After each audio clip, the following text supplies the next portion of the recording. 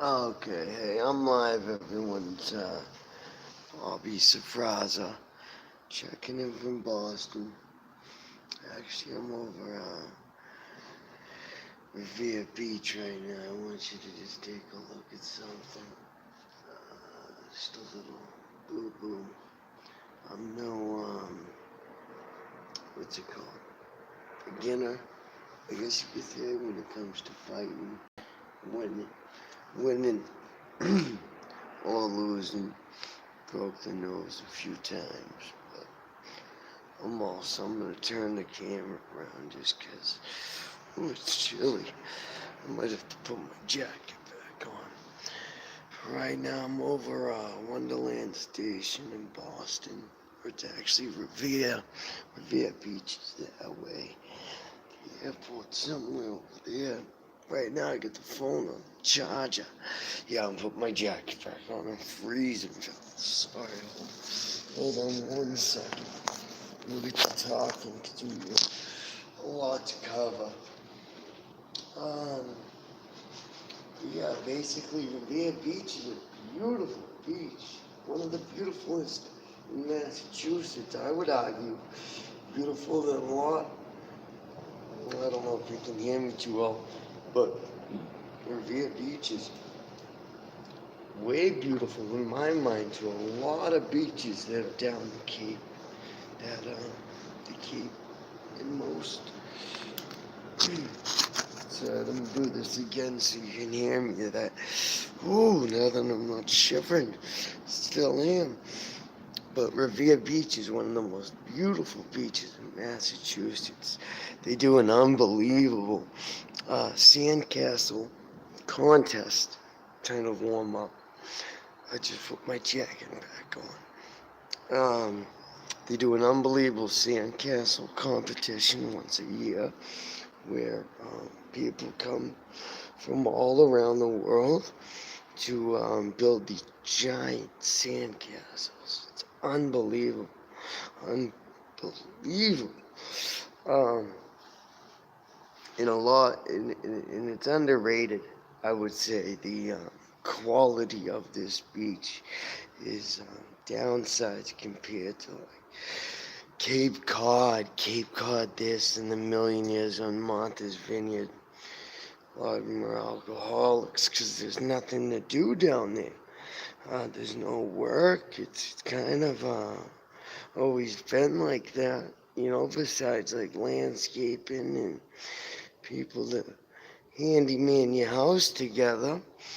But I want to go over a couple things tonight. I want to go over, let me start off by praising Jesus, thanking God. I haven't done that at the beginning of any of my videos. Whew, I'm freezing. I'm pulling up my socks. It's cold today. And the funny thing is, I don't think it should be. We do get the Arctic weather from the north, from Canada. But that's got a special smell to it. And I missed that smell when I moved away in the Army, and when I moved to Florida with the girl. You don't get that Arctic smell, fresh Arctic cold smell. Well, I'm not getting it today, and that goes into them hiding the sun. They're hiding the sun from us. Richie from Boston does an unbelievable research, setup. He cites a lot of information on this. The solar, it's called Operation Solar Shield. And in Truth by Grace, this wonderful girl does a lot of research. And I hope someone's paying her. Because, donate money to her, because the girl is unbelievable. I'm not financially set up to where I can help anyone, but a lot of these people, I know Richie Must get a lot of donations because he's very popular. He's got a fan base, and funny, I'm one of them. But I've never bought a mug. I've never bought a T-shirt. I'd like to start owning some T-shirts that say I did not consent, or I do not consent to the chemtrailing of skies. It's horrible. It's the worst thing in the world. It's evil, and it's got a satanic, I believe, Luciferian background. But they do the same thing they did with the atom bomb. They compartmentalize. I don't know how to say it correctly right now. I've got a traumatic brain injury from fighting, basically.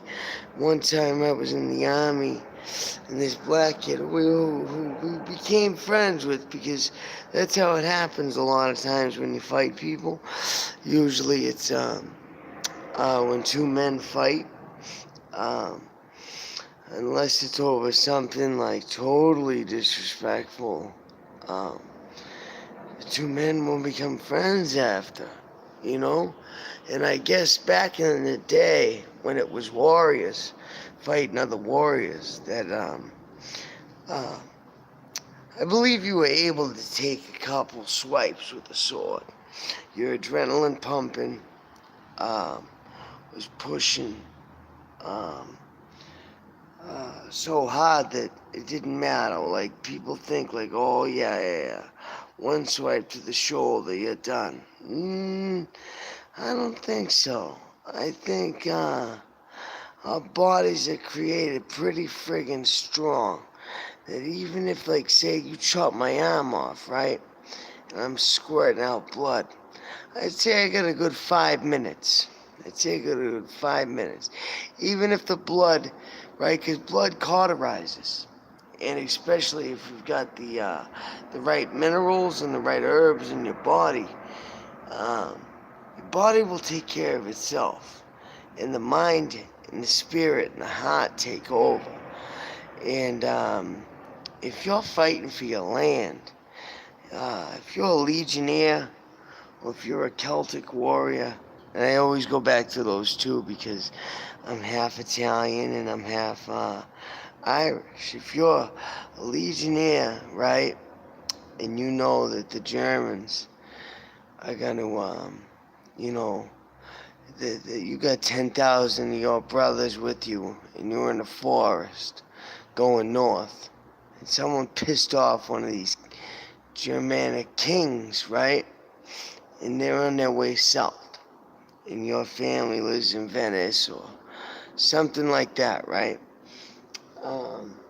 That if you don't stop these dudes, right? Like, there was a famous battle in the forest. I apologize for not knowing.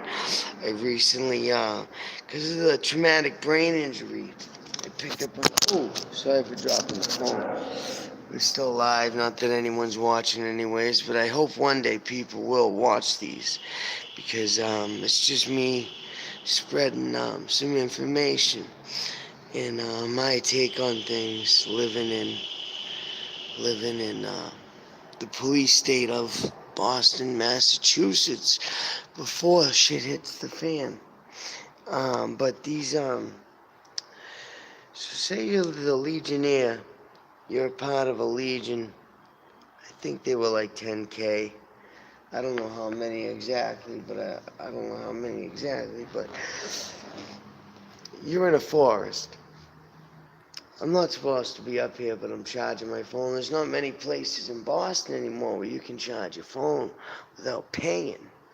And I'm up on the 7th floor of Wonderland Station. And you can charge your phone up here for free. And also get an awesome view. I'll take you once the phone, let me see. Yeah, once the phone charges up and I'm warm enough, and my feet are killing me, I get some hurt ankle. Once I feel a little relaxed after 10 minutes, let's say, I'll take you guys for a walk. We'll check out the view together. But say you're a legionnaire. Sorry, I gotta put the phone down and wipe wipe myself off here for a second. You know, right? Even though you're walking in a swamp, you're walking into the gates of hell, so to speak. And the German king and his men outnumber you. You're going into their territory, and you've got a small path that was built maybe 50 years ago by you guys that's lined with olive trees, right? And whatever happened. The deal was broken. The deal was off. To whoever side it was probably, some politician fucked up big. But you know for a fact that your family in Venice is going to be invaded, raped. Your son will be killed, right? Or taken as slaves and sent to Africa. Or the Carthage, whatever, right? So, just going back to saying that warriors, my opinion, if you're very healthy, as the Legionnaires were, or the Celts were, very healthy, and they ate seeds, and they ate herbs, and they ate these special tonics, fermented tonics that would put steroids to shame today, I believe, my opinion. This is all just opinions and speculations, but these, so say you lose an arm real quick, boom, arm's gone. I'd say you got a good 5 minutes. I'd say that blood might squirt out a couple pumps, but if you put your fucking hand on that thing right, stop that blood from pumping out, I think your blood would cauterize, no problem.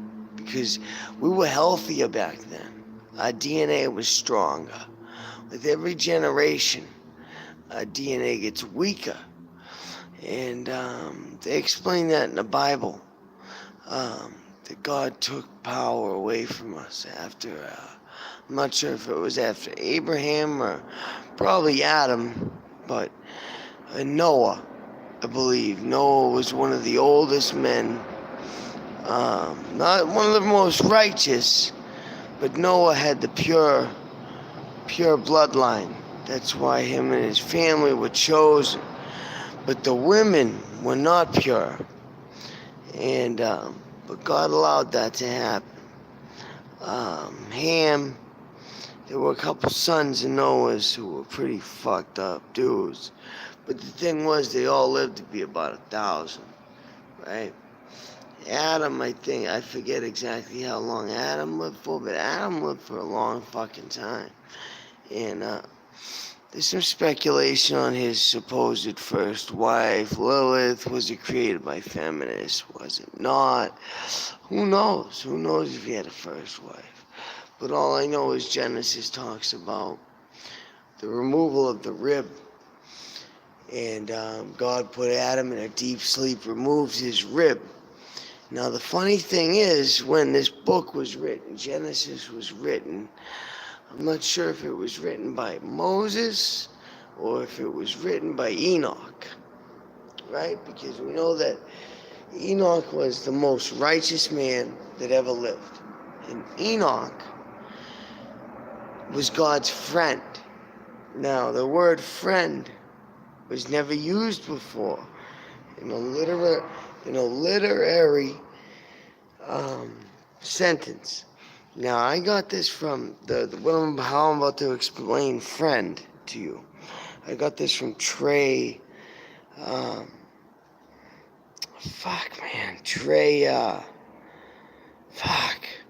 Trey something. He does a lot of books on the Nephilim, or videos on the Nephilim. I'm not sure if he's an author too, but see, that's the TBI. I got fucked up last night, but we're gonna get into that. But anyways, Trey, if you look up Nephilim, Trey, he'll be the first one that pops up. He's unbelievable. At first he's a little quacky. You'll kind of be like, whoa, this guy's a little loose. but he's an unbelievable genius in my opinion. The dude is unbelievably one of the smartest guys around, and also one of the righteous men around, and very humble, in my opinion. Very, very humble. I believe maybe there's some more men that humble is a deep word. You can look up the definition, and you can try to be humble, but it may take a lifetime. It may take 1,000 years for you to truly become a humble man. And so I'm plagiarizing whatever, using this explanation of what a righteous or what a friend is. So no one else had written about a friend until it was written about in the Bible. And when it pertained to Enoch, God thought Enoch as a friend. And he thought of him as the most righteous man that ever lived. And that probably ever will live, I think. I can't say word for word, but... So a friend, right? Friend is someone that... So say you got like 100 friends, right? And you're throwing a party, right? And there's a couple of them, right? They're your friends. But you don't like everything that they do. You don't agree with everything they agree with. But you're still going to invite them to the party anyways. Because they're your friend. Right? There's like certain things that make them your friend. And that's a powerful word. A friend. And to have God be the first one to write about it. Or to have Enoch, who ended up becoming God's, he's supposedly in heaven writing everything down for God. Writing everything down. He's the fucking stenographer at court. Enoch is writing everything down. He's wicked. He was wicked smart. And his eyes were opened. And I think this is a quote, Enoch's eyes were opened by the Lord. And the Lord, through reading scripture, the Lord can open your eyes. And you will no longer be blind. Because that's what a lot of people are. The university, school, college, none of that will open your eyes as God will open your eyes and show you the truth, the light and the way. That's what Jesus says. Jesus says, I am the truth, the light and the way, or something like that. So, you're fighting with your friends, right? And maybe some of you are really Roman. They come from Rome. And you know that you're not going to be the first ones hit, right? You know that your friends' families are going to be killed and raped on the way to Rome. Maybe they'll stop them before Rome, but you know for a fact. You lose this battle, right? They're going to take back some German towns, and the Germans will probably rise up against the Romans anyways on the way. So it's not going to be much bloodshed for the Germans, but once they hit Italy, once they hit that peninsula, everything's going to burn. Everyone's going to get raped. Kids are going to die, become slaves. So your friends, you're fighting with your brothers, basically. These men, right? I'm sorry, I'm all over the place a little bit. My mind don't work well. Once when I was in the army, I fought this kid who was like, I think we were both pretty drunk. I used to drink a lot in the army, and I used to party a lot. But it was just over some bullshit. We became friends after this fight. It was a good fight. was like WWF style. Like I had ended up ripping a screen off a window and smashed him in the head with it. He had a big gash. He ended up running upstairs, grabbing a entrenching tool, an E-tool, which is a shovel, an expandable shovel that's all steel. And he whacked me in the back of the head with it. And I had like amnesia for a week. I couldn't remember nothing. It was real cool when the TBI clinic decided to prescribe me Ativan for a post-concussive migraine syndrome, which I was trying not to smile and be like, oh yeah, Ativan? What is that? What's Ativan? You know, knowing what it was, I knew what the fuck it was. It's a benzodiazepine. It makes you feel great. And, no anxiety, no nothing. Still on, for all honesty, I'm still on Klonopin to this day. But I think I need it. And I keep getting worried because I'm not supposed to be up here. But there's not many places to charge your phone. They do that on purpose. And now the phones are locked to where you can't open the back, or you're not supposed to open the back to take the battery out because I have external battery chargers. And also, you can take a smaller battery that's worth less money, rig it with some tinfoil or copper wire, and have your phone working, make your phone work, right? And just tape it up with copper wire and tinfoil.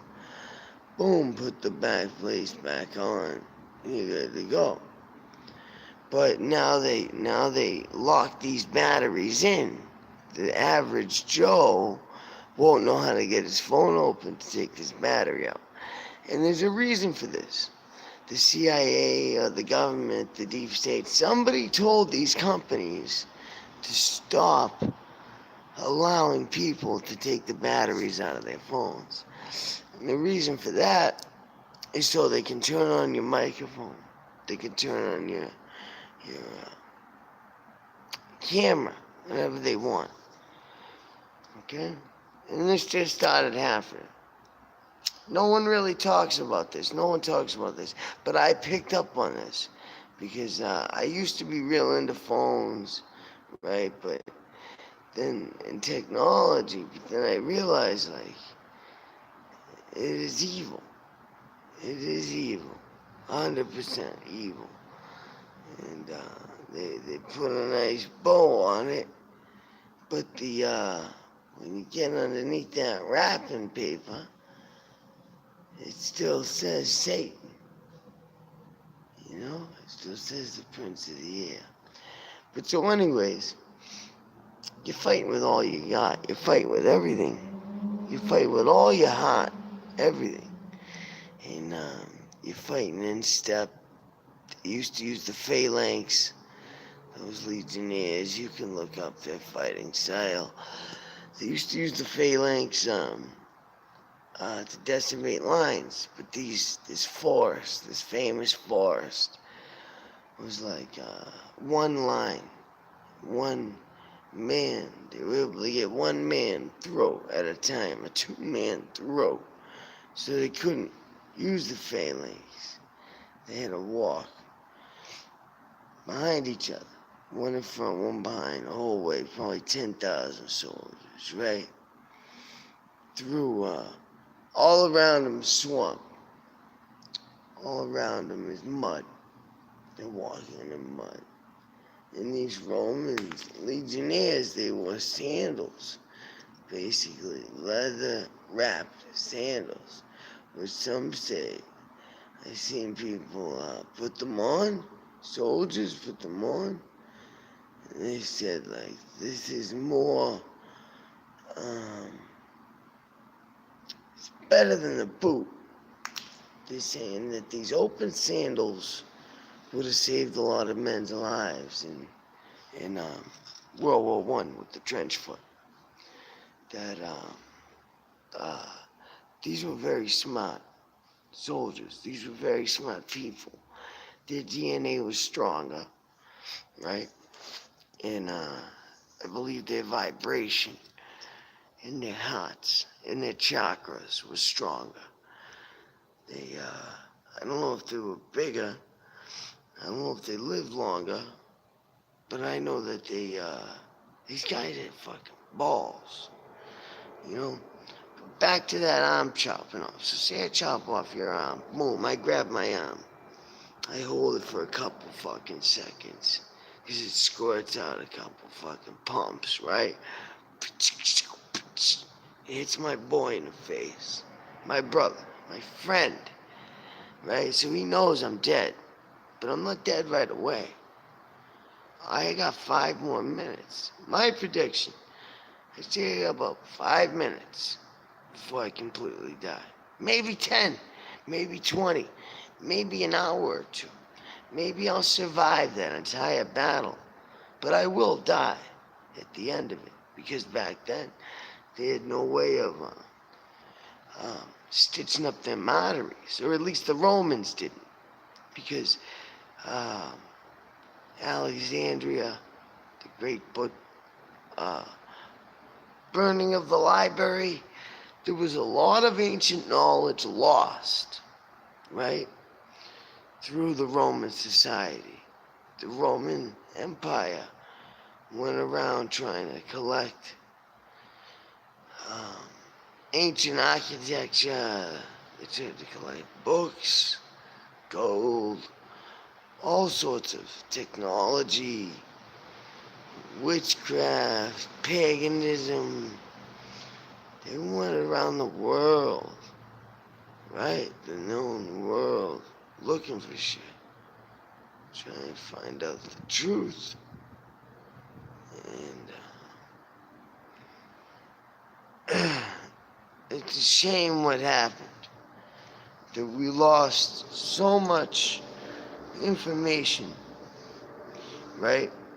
Around the time the Roman civilization had their civil war, and Jerusalem, Constantinople was on one side, and Rome and the Pope were on the other.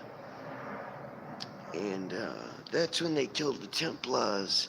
That's when a lot of these underground secret societies came about.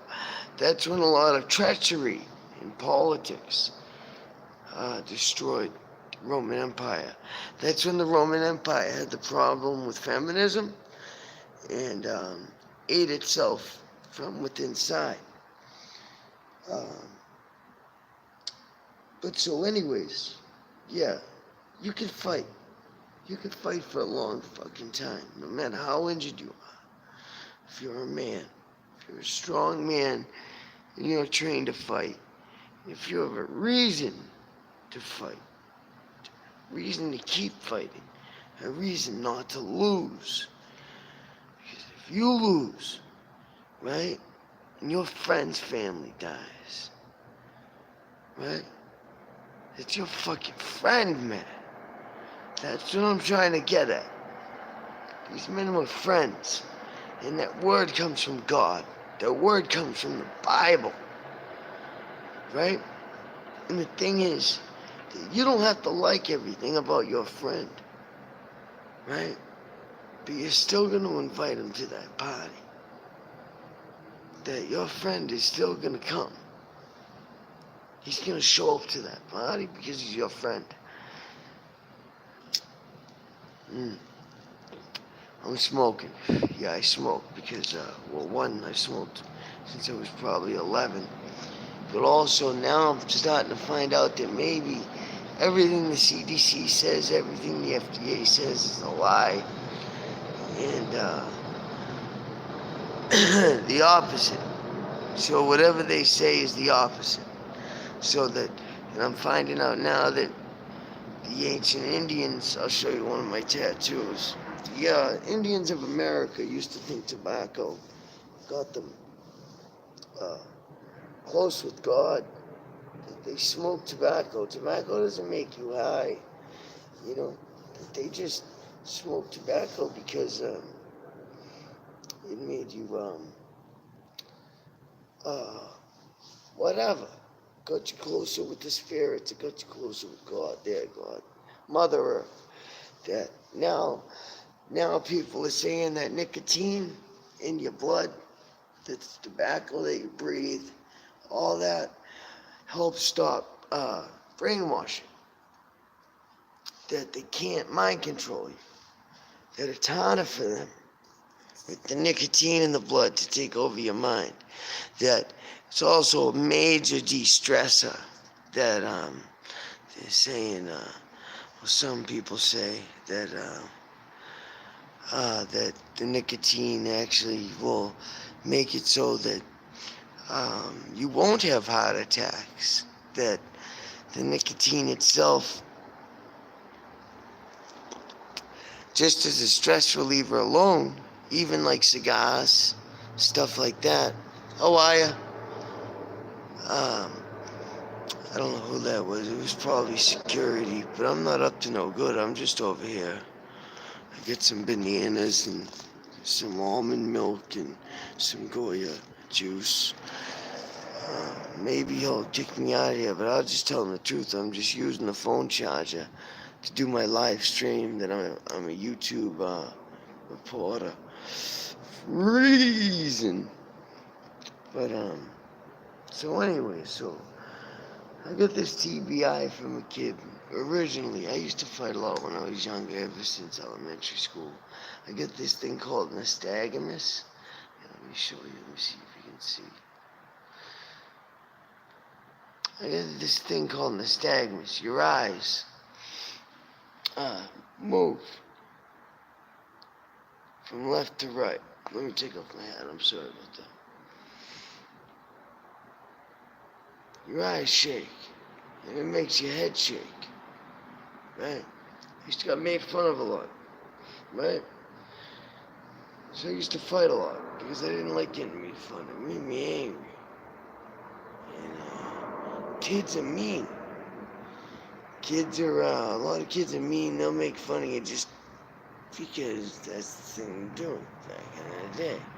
But now they go on this warpath about bullies. But the thing is, like, yeah, some people take it too far.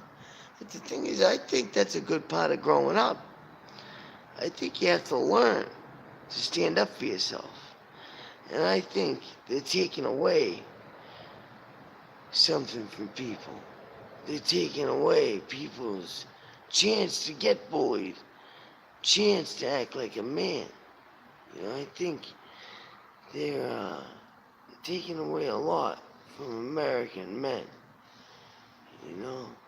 And even for the bully, I think they're taking away his chance to learn, you know. That they should allow everyone the chance to learn. You know, like Cain and Abel from the Bible. God was pretty pissed. Oh yeah, but I had originally brought up Adam's rib. So this book Genesis, right, that was written. I forget exactly who wrote the book. Maybe it was Moses, maybe it was Jacob. After Moses, maybe it was Enoch.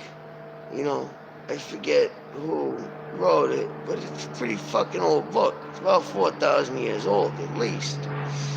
And the book of Enoch was actually written before Genesis.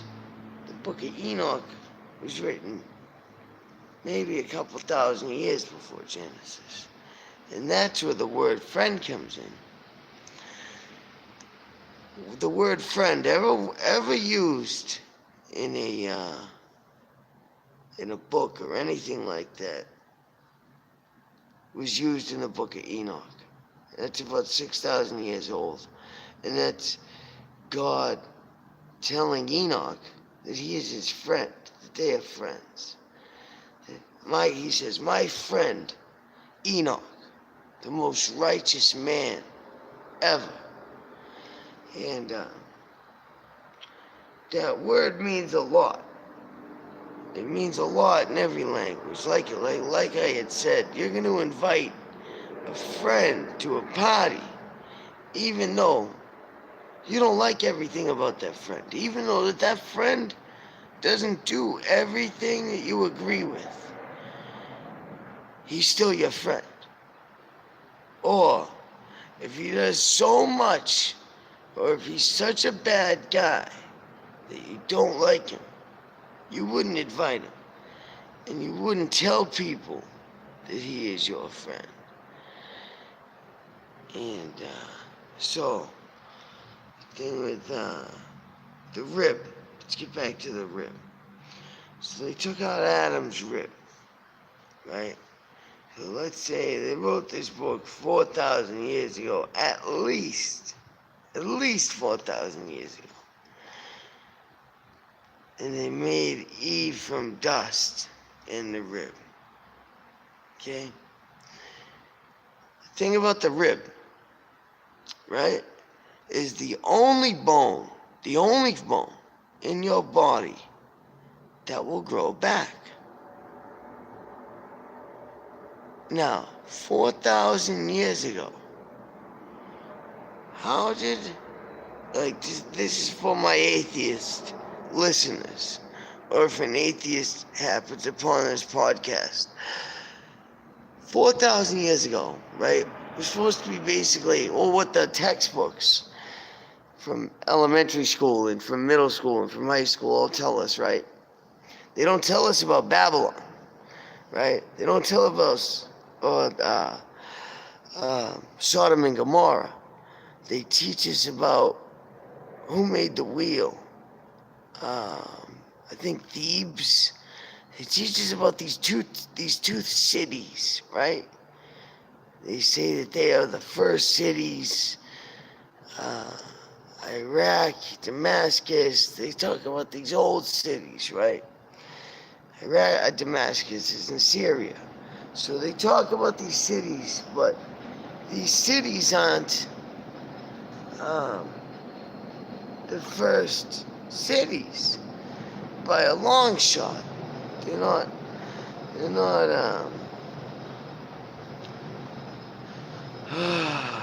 it's just so wrong that they're teaching, like, for years, right?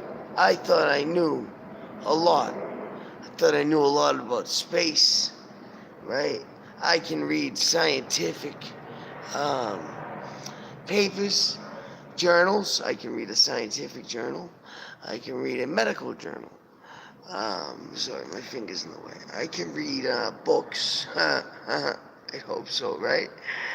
And retain knowledge. But this traumatic brain injury had messed me up bad. So I got hit in the back of the head with this shovel. 2010, maybe. And I had amnesia for a week. I couldn't tell you what I had for breakfast in that morning. But what I do know is, me and that little squirrely kid fought. He probably weighed $170, and at that time I probably weighed 240, all muscle. When I mean all muscle, I mean all muscle. I recently erased my Facebook because of the deals that Mark Zuckerberg is making with China in their societal point system, and just all the evil stuff that's coming out of Siri, that's coming out of these tech companies. You know, that they will recognize Muhammad and Allah, but they won't recognize Jesus Christ, knowing that this is an American country that their business started on. And we are not a nation of immigrants. That is a lie. We were always 95% white. Okay? Until, I believe, around the 1900s, we became 90% white. We had some Japanese immigrants. We started letting some other people in. And it's sad. It's sad what happened to those Japanese immigrants. I'm not going to get into that. But we became 90% white until the 60s, until the Democrats. We basically had a rule. You couldn't come in, you couldn't be a immigrant unless you were a Christian or a Jew. Because we are, we were, and we are still a Judeo-Christian nation. So for my atheist friends, just explain to me that are listening or that will listen in the future, I want you to comment on how 2000 BC at least, right? So it could have been more. Could have been more. But I'm going to give you the benefit of the doubt and just say 2000 BC. How did anyone who you think wrote the Bible besides someone that was blessed by God or told by God to write these things? How did he know that you could cut a rib out and it would grow back? Explain that to me. If we were supposed to be cavemen, and that's why I went off on the tangents about, we were only taught about these two cities. We're taught about Egypt, right? But Egypt didn't make the wheel. They bring up like Thebes and Rhodes and these other cities that are just basically small cities that have like no importance, that really aren't that important if you look into them. If you look into their history, they're really not that cool of cities. There were so many other awesome cities around 6,000 years ago. You know, and it's not including like, you can get into like 10,000 years ago, and you can get into the Atlanteans, right? You can get into Homer and Socrates. I think Homer was the boss, or was Socrates, or Socrates. One of them was the boss, one of them was the student. I forget. I think Homer was the boss. No. I apologize. I think Socrates was the boss, and Socrates didn't write much about Atlantis because he didn't know much. You know, he wrote a lot, but there's a lot missing because of the Alexandria Library burning to the ground in war, and the statue of Colossus, right, being broken and burned, made out of bronze. Two of the world's greatest wonders. Oh, and the garden. I believe it was the garden of, what the fuck was that name? There was an ancient garden in the middle of the desert, right? And these three things were destroyed, I believe, in one day. And I want to say that these things were in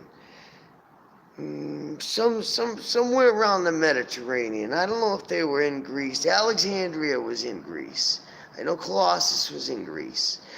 The garden the hanging gardens, hanging gardens might have been in Egypt, I believe. And some dude had made it for his wife because she missed her homeland, so he basically made this wall around the castle fitted with water pipes, right? And this is fucking 6,000 years ago. So in the middle of the desert, there was this. So this basically all happened in a war that basically happened in a couple of weeks. I don't know all the details, but these three of the greatest worlds. Now these are there's like a list, the 10 world wonders. Three of the world's wonders were destroyed within a week. And the Hanging Gardens were one of them. Colossus was one of them. And the Library of Alexandria was one of them, which had a lot of information on Atlantis, the real Atlantis, what happened to it, you know. all this and that. I go with the uh, the Sahara Desert. That's where Atlantis is. That they have found some proof that it's just impossible. And the type of sand that's in the Sahara Desert is not regular sand. That all the other deserts in the world don't have that type of sand. There's a lot of funny stuff about the Sahara Desert, and there's a lot of stuff underneath the sand that those governments or those countries won't let you near. And it's just a shame. It's a shame because no one does the research. There's a lot of fake money going to NASA. There's a lot of fake money going to these organizations that say they're going to the sending rovers. I don't believe any of it. It's all fake news. They make videos. You can see the harnesses. The ISS is fake. You can see the harnesses. No one is in an IS, the International Space Station. They spray their hair. That is such a joke. And all they're doing is riding that plane that goes up and down, the vortex plane, or the zero-G gravity plane. They're driving that plane, right? I did too much talking, my cigarette went out. And you can see when they have to cut scenes, because they run out of gravity. So then what they did was they started giving these astronauts, because they're not astronauts, they don't go to space. And because they say now, they admit it, there's a Van Allen belt. The Van Allen belt is full of radiation that they can't get by. And that they should not have been able to get by with walls that are just as thick as tinfoil. And they're not tinfoil. Radiation is not stopped by aluminum foil. Radiation is not stopped by lead. It's barely stopped by lead. So you'd have to build a very, very heavy spaceship. And even Tesla and Einstein in the 50s and 40s admitted, right? And Werner von Braun, who created the V2 rocket, the Nazi, who we brought back, they all admitted, they all worked on the atom bomb, and then they all worked on the spaceship, right? The space rocket. They all admitted that you would need a spaceship as big as the Empire State Building. That's how much, not even a spaceship, that's how much fuel you would need, rocket fuel you would need to put in the motherfucker just to get to the moon. Just to get to the moon. Not even back. Fuck getting back, right? Just to get to the moon, the rocket would have to be as big as the Empire State Building.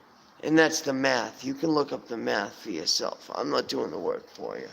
It's all on the internet. It's all true. Because, and then the other thing is you can get into the very big controversy about how rockets don't work in a vacuum. The Discovery Channel did a Mythbusters. Now, if you watch that video where they take the rocket in the vacuum and shoot it, you can see that it's sucking air out the corner. That is not a vacuum. It's not sealed. It's not sealed right. The little clear box isn't sealed right, because you can see the smoke, right, being pushed to this one point in the box, and you can see the smoke being sucked from this one corner in the box.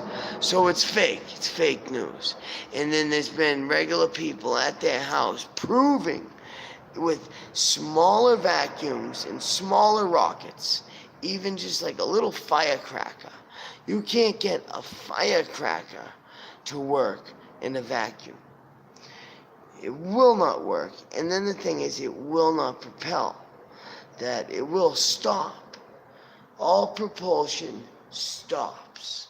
Right? So you'd need some serious technology, which we may have, right? Which we may not have. Who knows? Because the captain or the admiral um, that flew a plane to the North Pole, he was like one of the first, I think he was the second, that flew the plane to the North Pole. And Admiral Byrd flew the plane to the North Pole. In his personal journal and in witness testimony, he has told people that there is a hole in the North Pole that you can fly into. You can fly into this hole where the instruments do not read. The instruments, the compass, all your other fucking instruments spin. They spin while you're flying into this hole. Here, I'm gonna put my shoes on and I'm gonna get up and walk. I'm gonna show you a little bit. I get some charge on this phone. I'm gonna show you a little bit of the view. It's kind of nice. A couple of these buildings I invented. I did all the plumbing. Well, not all the plumbing, but I did all the roof drains in a couple of these buildings we're looking at over here. That's behind, there's a state police barracks on the beach. The beach is that way. There's a state police barracks, and in between the state police barracks, they built these Agenda 21 wood frame, right? I believe the first 2 stories are cement, right, for storefronts that there are no stores in yet. I think pizza shops. Oh, my fucking ankle is broke or something, or split. But these Agenda 21 stack and pack apartment complexes where every 8th house is Section 8 or free. See this one right in front of us? I did that one. I put in all the roof drains in that one. No leaks. Yeah. Give me a round of applause. Because then I went to jail for a year. Right after I finished all the roof drains, I had a week off. I went to jail for a year for resisting arrest. Right? Then my father set me up. I have a great family. Friggin' really beautiful views. Unbelievable. The corner apartments and these things. There's a pool. I don't think it's this one. I think it's the next one over. Has a pool in the middle. This one was supposed to have a pool, but they ended up not spending the money. They didn't have the money. Even though it's a wood frame. It's not like it's a steel frame building, right? But that's Agenda 21. That's Agenda 21 stack and pack at its finest. And we're going to walk over. We can see this one. Here's another one. And these are basically just wood frame buildings, right? Made to look strong. But the thing is, that's the Atlantic Ocean out there. They should not be wood frame buildings. But what it was is it's money. It cost a lot of money, right?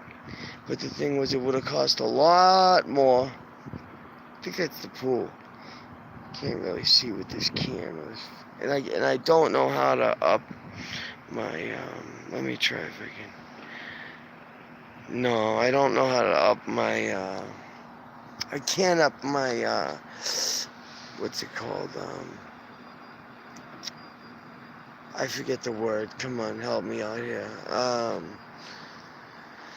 Can't up my, quality of video in this thing, which is really shitty.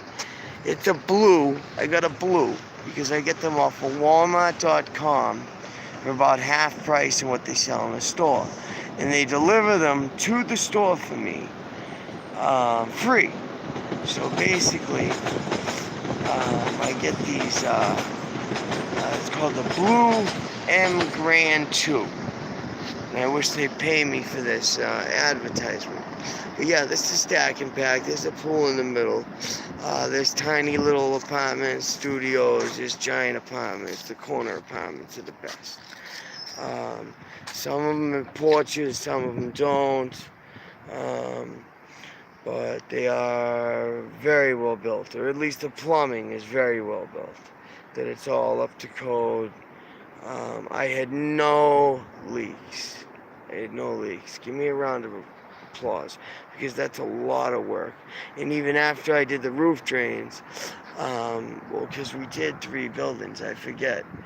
One is still being built, or I think it's done, but I started in that one too.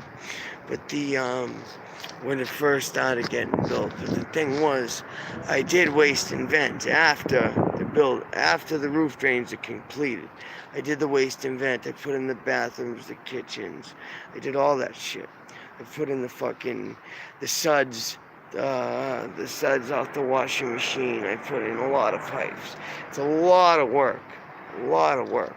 And the thing is, to have no leaks is a extremely good accomplishment. And Superior Plumbing loved me. They friggin' loved me. But at the time I worked for a temp, I was subcontracted out, and I was getting paid pennies compared to the plumbers that worked for Superior. And it kind of got me angry at the time. I was sober, and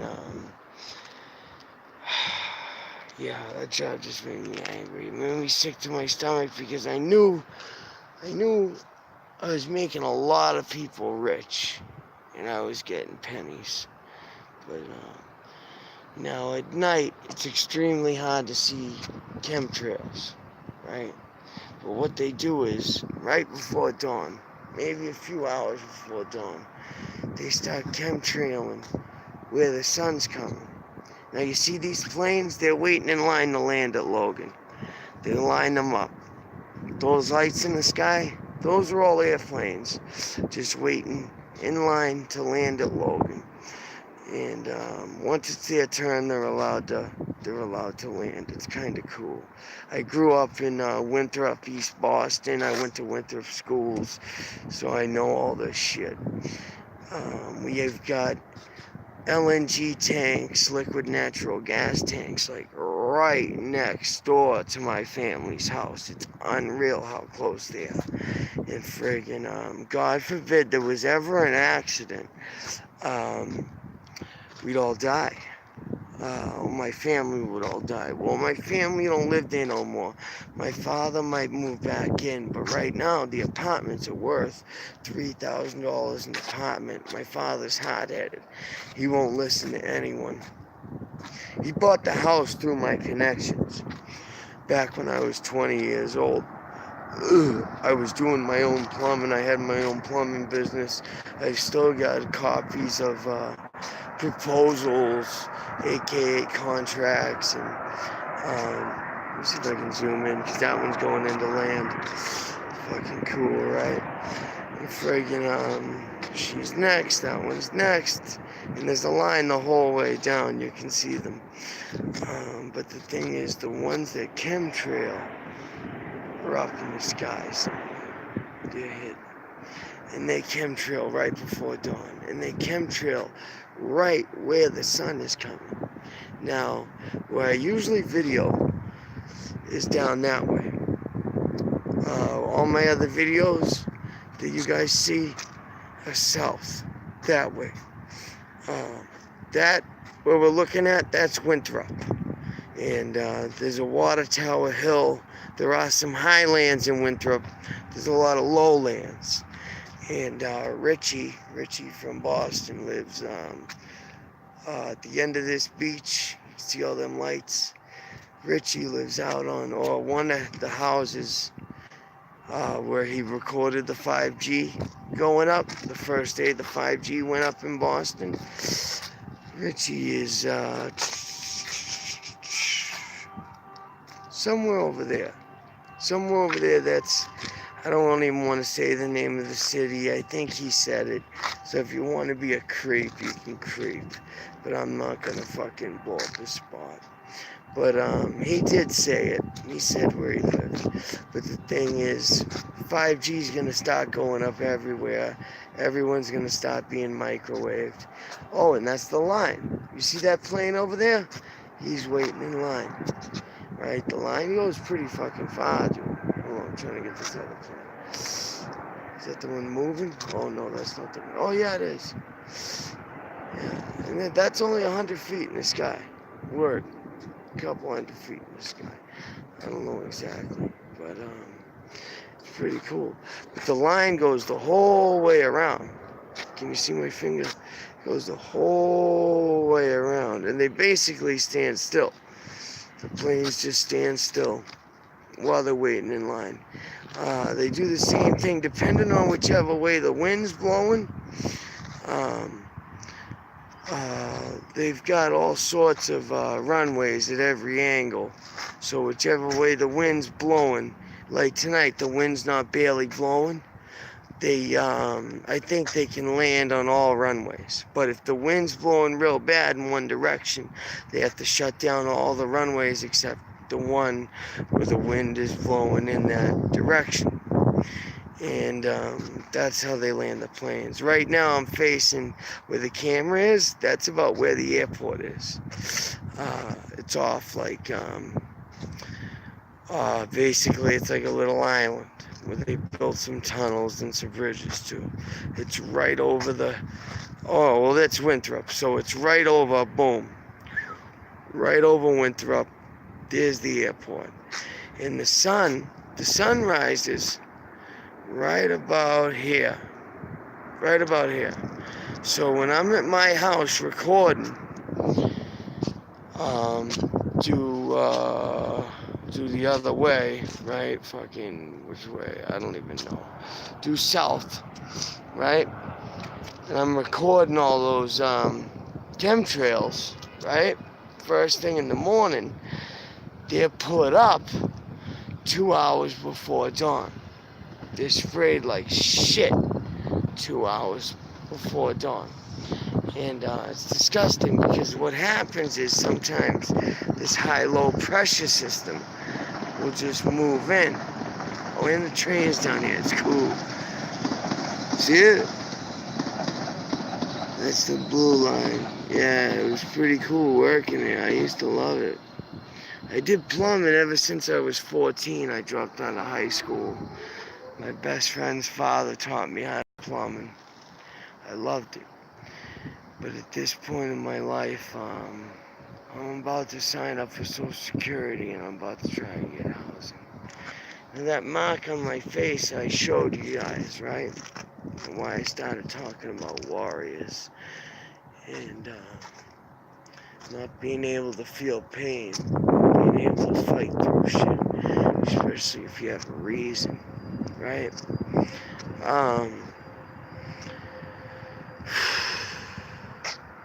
Been abused my whole life, right?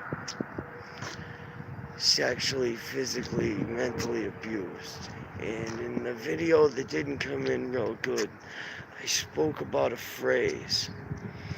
There is a phrase. Now today I realize this phrase is witchcraft. That this phrase is definitely satanic of some sort. My mother married a pedophile to get back at my father. Ever since I was little, not to say my father's a good guy, he's not. He's really, I think he tries, you know what I mean? But he goes into these fucking, just checking out my shit, making sure no one's fucking with it. He goes into these, what are they called? Mood swings. There's another word for it. But he goes into these mood swings and he calls the cops on you. He has you arrested. He sets you up. He'll buy drugs and bring them to the police station. He's done that to me before. He didn't do that anymore once they told him that you can't do that. You can't bring drugs to the police station and say they're someone else's because you're holding the drugs. I watched my father beat up my grandfather a couple times. Well, not beat up, but my grandfather was hurting at all times bad. He used to get real physical with him. And one time I was protecting my grandpa. I never once laid hands on my father. all I did was try and protect my grampy. He called the winter police. The winter police show up, and my father was acting crazy, demanding that they arrest me. The cop, turned out to be a real shitbag, because one time he spit in my face when I came back from the army. But at this time, I might have been 16 years old.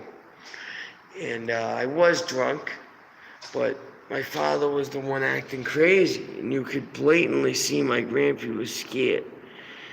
And I was trying to protect him. The cops almost arrested my father. That was the last time ever my father called the winter police, because he realized he couldn't manipulate them. But I don't want to act like my father's a total bad guy, because he's not. He tries, but sometimes he gets in these fucked up moods, and you can't get him out of them. And recently, so I went to jail for that year for the resisting arrest. I did it day for day, because I fought a lot.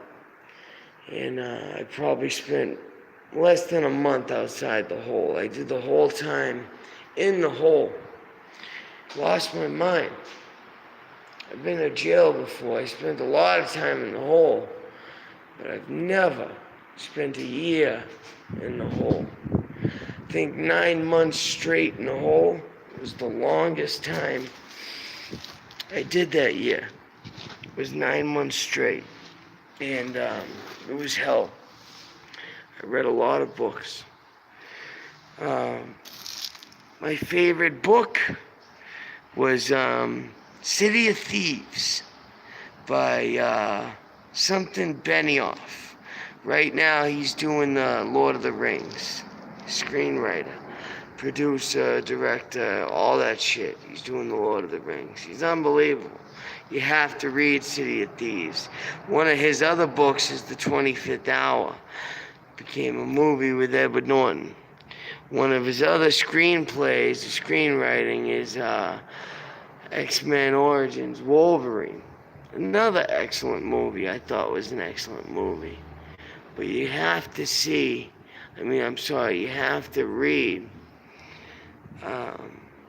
City of Thieves. It's about Stalingrad in World War II. And how they survived. Loosely based on a true story. When I read it, I thought it was a totally true story. And I was very disappointed when I got out of jail and I started reading reviews that it was not a true story. It's based on a true story. The grandmother and mother are his real grandmother and mother, and they met each other outside of Stalingrad, and she was a sniper, and for the Soviets, in the snow. And there's a lot of cannibalism in the book. There's some really disturbing rape from the Nazis, from the upper class Nazis. There's some, it'll make you laugh. You're sitting there laughing like you've never laughed before, just from reading a book. I've never laughed that hard reading a book before. And it'll make you cry, man. Made me cry. Reading a book, I'm fucking crying. That's never happened before. It'll make you feel like angry, make you feel happy, it'll make you feel like you want to fight. It'll make you feel like you want to fuck. That was one of the best books, the best book, I've ever read. City of Thieves. Something Benioff. And that name has changed from Russian to English when they moved to America. My favorite author is Ken Follett. All of his books are unbelievable. I read just about, I think, every one of them. Starts off, I would suggest The Pillars of the Earth. And there's the number one best-selling book in the world is the Bible, the King James Version of the Bible. The second best-selling book in the world is Ken Follett's Pillars of the Earth. Book is unbelievable. Book's unfucking real. There's everything in it, and the thing is, all of Ken's books, I don't want to say all, but the majority of them are based on true stories. Or what he does is, he does true events. There's a lot of true events, right? Shit that really happened. Was someone just over here in my bag? No, my money's here. I don't know, maybe someone ran up real quick. These napkins weren't outside my bag. Fucking weird. And friggin', but anyways, security probably ran up and checked. See what I was doing. But anyways, fucking, because those napkins would have blown away. It's fucking windy. And, but anyways, Ken Follett's unbelievable. His character design is unbelievable. You fucking love the characters. You get sad at the end of every one of his books. Because you want to know more. And he's always got one raunchy sex scene. He used to write under a different name at the beginning of his writing career. I forget the name. But he wasn't that good. He was still learning. And but the way he wrote, you could tell the characters were unbelievable. Unbelievable character. And you could tell sometimes he would fuck up, right? And you'd be like, damn it, Ken. But you knew he was only 20 years old. He was 20-something years old. Now he's like 60, 70, and I think he's still writing. And he's only gotten better. He's only gotten fucking better. The Pillars of the Earth, I think he came out when he was like 28 or 29. Extremely young. Extremely young. And that book is based on Italy and a church builder. And they're all starving. There's no food, there's no work. He had to convince this church builder, had to convince the church to let him build this church. All this ancient knowledge was lost. Domes, right? Until the Medicis came. The Medicis in Italy. They forgot. It was all burnt up. They forgot how to build giant domes. And for churches, for whatever. And it took, through the Dark Ages, the Medicis brought Europe out of the Dark Ages because they had financed an architect who knew how to do his own way, a different way, not the same way the ancients used to, but an entirely new way to fucking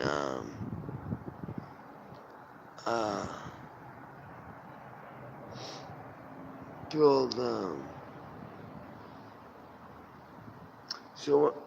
build a dome, a giant dome, extremely giant dome, in I forget what city. We'll say Florence, because I forget. But let's get back to what happened the other night. I'm an extremely good-hearted person. You don't have to take my word for it. Ask about me.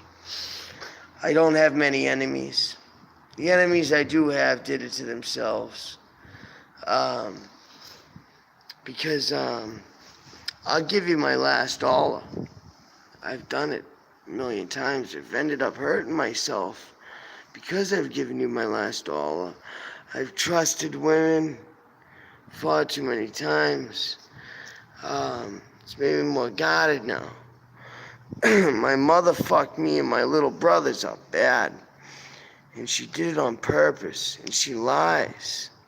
She's an extreme sociopath. And to this day, she's still lying. And in that video that came in all choppy, when I got out of jail, I found out that my mother put her hands on a little girl. Well, she was like 16, I think, at the time.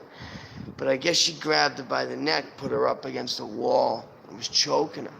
In front of my senile grandfather, no doubt. And I guess my mother didn't like this little girl. This little girl is my niece. I'm just going to say it like that. And,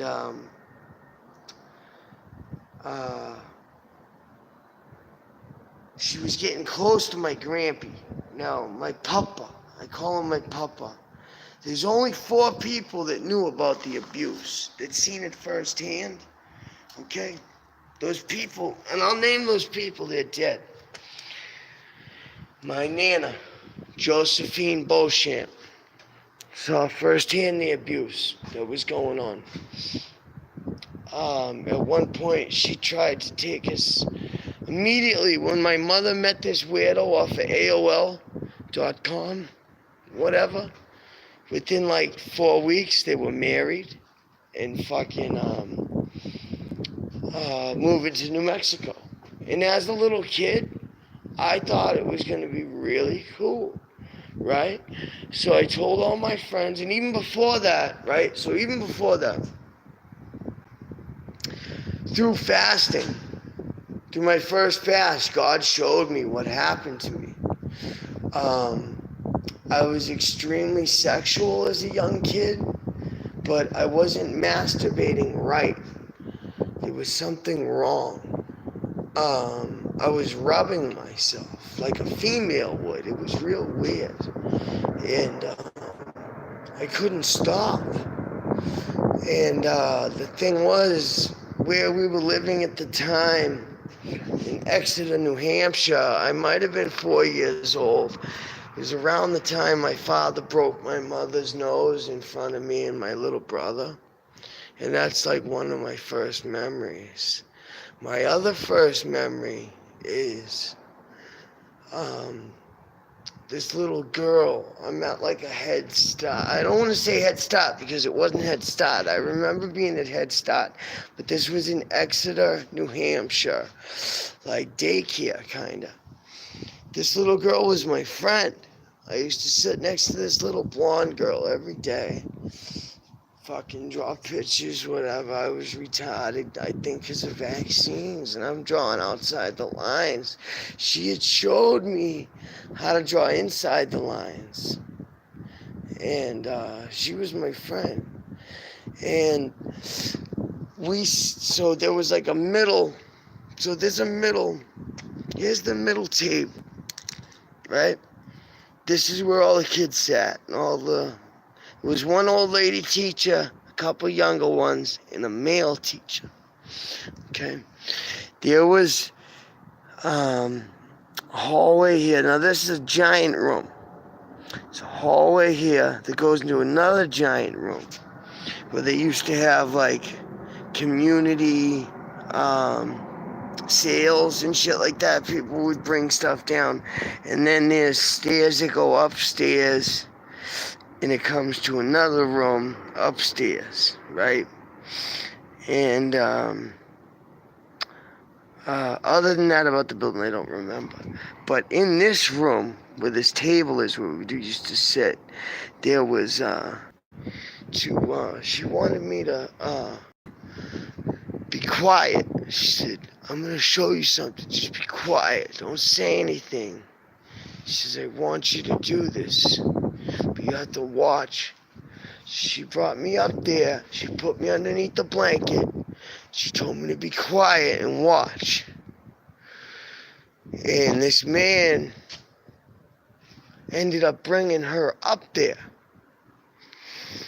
And the girl had like tugged me over. And I'm watching this girl get rubbed with their pants down. And I ended up, what ended up happening, at this point, I'm fucking 4 years old. What ended up happening was I touched the little girl, right? And she said something like, no, what are you doing? Or something, or made a noise. And the guy was like, oh, you like that? Real loud. The old lady downstairs realized what was going on. She's like, who's up there? I remember that. And my feet, yeah, the ladder's on this side, going up. It's a square thing, right? My feet are sticking off the edge. I'm underneath the blanket, but I'm a retarded little kid. My feet are sticking off the edge. And the man, and a little girl are underneath the blanket. She's got no pants on. And freaking, and I kept quiet. He jumped up like, I'm just grabbing this. So there was an argument ensued. Me and the girl are arguing up there because she was mad at me for fucking up. I said, I'm sorry. And she started crying. People came up there, grabbed her, flipped out, called the cops. The dude bounced. I stayed up there for a couple hours. When I came down, there was like a conversation, something along the lines of, why did you go up there? And I tried to say, like, I don't know, da-da-da-da-da. What are you talking about? I was trying to cover for the girl, who I never saw again. And as far as I know, this is true. I've never looked it up. I don't know for sure. I'm pretty sure the guy was arrested. I don't know. I've never looked it up because I just recently remembered all this through fasting, through getting the Morgellons out of me. And there was also other people getting molested up in Exeter, New Hampshire at that time, because kids were running around the elementary school touching each other. Boys were. But the thing was, I masturbated different than everyone else because I saw that girl getting rubbed the way she was getting rubbed. So I thought that's how boys would do it too. I was an idiot. My mother fucking accused the neighbor of molesting me, who was actually a really nice guy, who used to just let us next door. He used to let a lot of kids next door, right? We'd watch WWF with Bret the Hitman Hart. And fucking, the guy's name was Skippy. And my mother just, like, accused him. Because one day, so I find out, my mother kicked my father out, right? And we lived, like, in an apartment in Exeter. And fucking, my father had a house down the street that he had bought. My mother, I've talked about this with the therapist and shit. So this is just me getting it out there just in case if anything ever happens to me. Because that's how I feel. I feel like I'm at the end one way or another. And so what ended up happening was Skippy had to leave for some reason, whatever. No big deal, because at this point he wasn't accused of anything. But that was my nail, because my mother used to badmouth my father so bad. I hated my father. I hated it when I was little. She used to do nothing but badmouth my father. And when we used to come back from the weekend visits, she used to put me and my little brother against each other. It was whoever would rat on my father first was the better kid. And that's how my life was. And it was me and my little brother hating each other because my mother would pick favorites over who would hate my father more. And fucking, looking back at it now, back then I just wanted love, you know? And the thing was, my father was so stuck on getting the family back together that, like, and he used to say that, oh, you're acting like your mother, and the thing was, there was just so much hate between the both of them. It was just like, why did you two decide to have children? Do you know what I mean? It was just like, what happened? Like, why would you decide to have children and then just fucking hate each other, man? So, there was weird shit going on in the elementary school, definitely. And, but I was caught a couple times, like, fucking rubbing myself, like, in class, you know, because I didn't really know. But the thing was, it was like I wasn't even doing it right. You know what I mean? Like, and I was asked, like, who did it? Who molested you? Like, dude, I don't fucking know, man. No one molested me. I didn't even know what it was. That was the fucked up part, is I didn't know what it was. I didn't know what happened to that girl. No one told me. And it was like, no one thought that, why was that boy up there too? You know what I mean? And it was like, I was missing for like 2 hours up there hiding because I didn't want to get her in trouble. And fucking, no one explained anything to me. And it was sickening now that I think about it. It was that fucking, I should have been explained something. Something should have been explained to me, and it wasn't. And, but, yeah, there were a lot of there was definitely a boy or two getting molested by someone because they were going around fucking jacking each other off in the urinals. And, I had nothing to do with any of that. And I think I even told my mother about that. And they even had like a fucking, and my father. Told them both about that, but they were both just angry. They didn't know how to deal with it. And then it was like, well, then I didn't want to tell anyone about it because of the way that they reacted. Is that fine, you know? So I kind of forgot, you know, because I had PTSD, whatever, from it. And so what ended up happening was there was just so much hate. My mother made me hate my father, made me hate my brother. Right? That there was just so much hate in the family already, being so young, and friggin'